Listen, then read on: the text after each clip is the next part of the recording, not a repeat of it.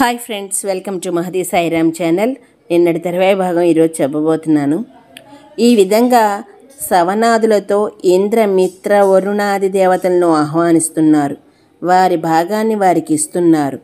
ఆ యజ్ఞశాలలో హోమం కాకుండా మరిచిపోవటం వలన మిగిలిన పదార్థం కానీ, ఒక సందర్భంలో హోమం చేయవలసిన దాన్ని మరొక సందర్భంలో హోమం చేయడం కానీ, హోమం చేస్తుండగా హోమవేదికలో పడవలసినది బయటపడటం కానీ, ఇటువంటి అజాగ్రత్త లక్షణాలు స్థలిత లక్షణాలు లేవట. ఎందుకని? ఋత్వికులు సామర్థ్యమట్టిది. దాన్ని చెప్పటం కోసం వాల్మీకి మహర్షి ఈ మాట అంటున్నారు. అయితే ఇతరత్రా ఉంటాయా? ఉంటాయి. పొరపాట్లు జరుగుతాయి. దానికి ప్రాయశ్చిత్తం విధులు ఉంటాయి.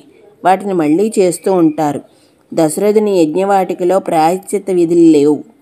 ఆ యజ్ఞశాలలో అలసినవాడు లేడు, ఆకలిగొన్నవాడు లేడు. చదువుకోని అంటే బ్రహ్మ విద్యా సంబంధమైన చదువు లేని బ్రాహ్మణుడు లేడు. 100 మంది శిష్యులు తక్కువగాని గురువు లేడు అంటే కులపతి కానివాడు లేడన్నమాట. జాతి భేదం లేకుండగా యజ్ఞాన్నాన్ని తింటున్నారు. మైళ్ళ దూరం నుండి వృద్ధులు వస్తున్నారు. వచ్చి అలసిపోవటం లేదు, సౌకర్యం లేదనుకోవటం లేదు. 10 రోజుల పాటు ఉండి ఈ వైభవాన్ని చూసి యజ్ఞప్రసాదాన్ని తినే వెడదామనుకుంటున్నారు. అలాగే పిల్లలు, స్త్రీలు, రోగగ్రస్తులు తమ రోగాన్ని మరిచిపోయారు. పెట్టేవాళ్ళు కూడా పెట్టండి మరి కాస్త పెట్టండి అని హెచ్చరిస్తున్నారట. భోజనం పెట్టడమే కాదు, వస్త్రాలు ఇస్తున్నారు. ఇదంతా ఉన్నవాళ్ళకి ఇవ్వటం కాదు, లేని వాళ్లను, అమాయకుల్ని, జానపదుల్ని చూపే ఆదరణ. అన్నానికి లోటు లేదు. తినేవాళ్ళు ఉండాలి తప్ప. అన్నరాశులు పర్వతాల్లా ఉన్నాయి. ప్రతిరోజు ఇంత హడావుడిగా చేస్తున్నారు. పదార్థాల్లో రుచి తగ్గుతుందేమో అని అనుకోవడానికి వీల్లేదు. పదార్థాల్లో శుచి కలిపి పెడుతున్నారట. తింటున్నారు. తిని వెళ్ళేవాళ్ళు అహోతృప్తాస్మి భద్రంతే అని కృతజ్ఞతలు చెప్పి పెడుతున్నారు. రాజు వింటున్నాడు. అదే తృప్తి, అదే ప్రతిఫలం. యజ్ఞకార్యం నడుస్తున్నది. హోమశాలలో కార్యక్రమం 24 గంటలు ఉండదు. ఉదయం ప్రారంభమవుతుంది, మధ్యాహ్నం అవుతుండగా పూర్తవుతుంది. మళ్ళీ సాయంకాలం తిరిగి రాత్రి విశ్రాంతి. ఈ విశ్రాంతి కాలంలో బుద్ధిమంతులైన ఋత్విజులు ఒకరి వాదాన్ని మరొకరు తిరస్కరిస్తూ హేతువాదాన్ని చేస్తూ ఉంటారట. దీనికే బ్రహ్మోద్యమం అని పేరు. ఇక్కడ బ్రహ్మ, హోత అందరూ వింటుండగా ప్రశ్న సమాధానపూర్వకంగా మాట్లాడుకుంటారు.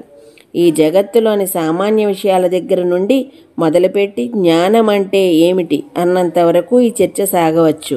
అయితే ఒక వాదం ఒక విషయాన్ని సిద్ధాంతీకరించడానికి బయలుదేరినప్పుడు దాని క్రమంలో అనేక సోపానాలుంటాయి. ఊహ, అపోహ, హేతు, రాద్ధాంతం, సిద్ధాంతం ఇలా. కనుక హేతువాదం ఎప్పుడూ సిద్ధాంతం కాదు, కానీ సిద్ధాంతానికి పనికి వచ్చే క్రమంలో అది ఒకటి. ఇక్కడ కూడా వాదాలు అలాగే జరుగుతాయి. వేదంలో ఉదాహరణపూర్వకంగా కొన్ని ప్రశ్నలు హేతువాదం చేయించారు. ఆ ప్రకారం కింస్విత్ అని మొదలవుతుంది.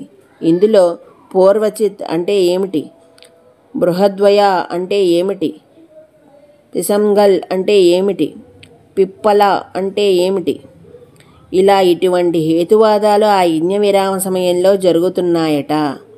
ఈ మధ్యలో పెద్దవాళ్ళు వస్తారు. 1 రోజు ఉండి వెళ్ళిపోతారు.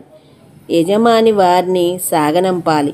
యజ్ఞ దర్శనానికి ఆహ్వానింపబడి జటాయువు వచ్చాడుట. జటాయువు అంటే దశరథ పరమసుఖుడు.